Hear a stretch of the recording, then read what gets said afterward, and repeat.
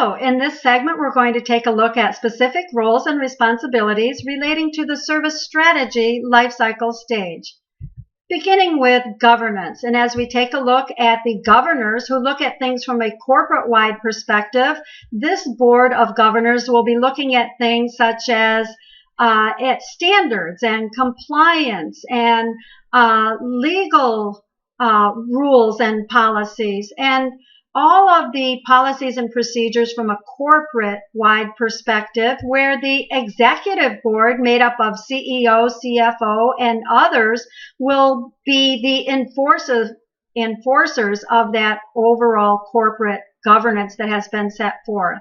And then the IT steering group made up of the CIO and his or her direct reports, who are going to look at things from an IT service management perspective and how to execute governance for the service provider. As we look at the IT steering group, these are comprised of executive level individuals who not only will be approving financial budgets, but will be looking at the demands and the needs of the business to perhaps have governance over the strategy and the sourcing models that we as a service provider will use, as well as making sure that from an operational level, we can actually execute the strategy as a service provider that underpins and enables the overall business strategy. In a previous video, we looked at the roles and responsibilities that are generic and span across all processes throughout the service lifecycle. And in this segment, we're going to look at the roles and responsibilities that are unique to these processes in service strategy that are in addition to those governance roles that we just spoke of. Beginning with this process, strategy management for IT services. And as we look at strategy management for IT services, they're going to be governed by that IT steering group that we just talked about and the governance, and they will set forth the strategy that's in alignment with that overall corporate and business governance and strategy. But not only making sure that we have the assessment and the generation and execution of that strategy, but making sure that it's supported with the appropriate resources and tools and the interfaces so that all of the processes and activities and the functional teams involved can work lockstep together to support the overall company strategy. And if there is a business strategy, you might have this role, the business strategy manager, as well as the IT director or service management director, who's going to take overall responsibility for the ITSM processes and strategy of the service provider that's going to enable that business strategy. Let's take a look at those things that are unique to service portfolio management and the roles and responsibilities. The service portfolio is an investment framework, and the service portfolio process manager is going to have to ensure that they market that portfolio not only internally, but the service catalog will have to be marketed to customers who will use that service catalog as a channel and a resource for requesting services. The service portfolio process manager also might work in service design to help formulate what the service package would look like for a service that's coming down the pipeline in order to meet the business requirements that are stated in that pipeline of the service portfolio. And the portfolio manager will work very closely with financial management. The financial management process manager is going to oversee the accounting, budgeting, and charging sub-processes of the service provider, and they're going to be governed by that steering group that we talked about earlier.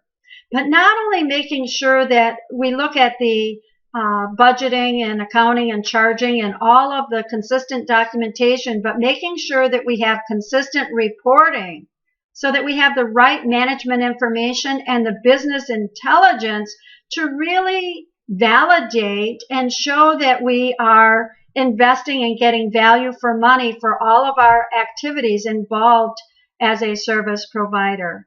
And if financial management is allocating budgets, they are allocating them to budget holders, either in a region or perhaps to a business unit.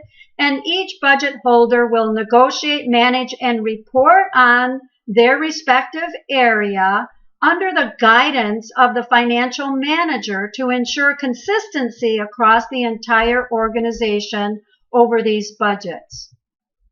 And financial management will work very closely with demand management in service strategy. And this business owner and process manager role may be combined, but those things that are unique to the process manager and demand management are understanding the demand or the patterns of business activity. The business is dynamic, and these patterns of business activity are dynamic. And so the process manager and demand management not only will ensure that we can identify and analyze, but report upon these patterns of business activity with things like trends so that we can, for example, come up with a forward-thinking capacity plan and ensure the appropriate utility and warranty to meet the business requirements for those ever-changing patterns and demands of the business. And demand management will work very closely with business relationship management.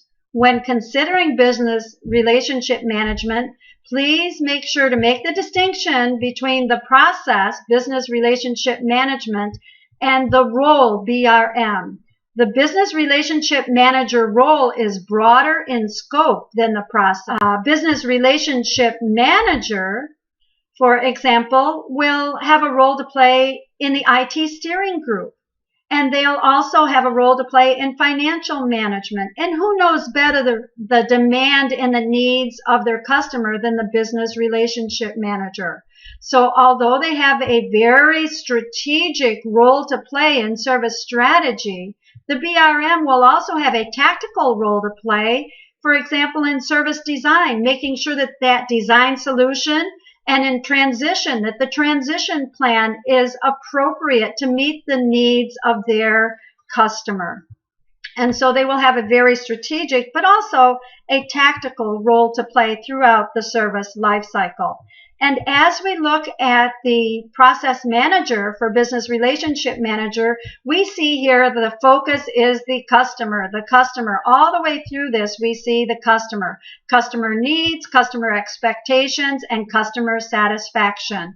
Making sure that the customer expectations do not exceed what they're willing to pay for, but also critical to our success, making sure that the service provider can meet the expectations before the business relationship manager will ever agree to deliver that service.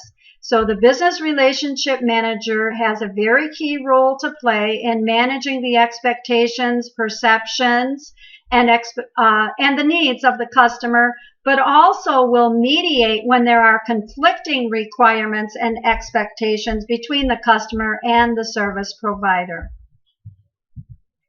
That will end this segment on the specific roles and responsibilities in service strategy. We look forward to seeing you in class.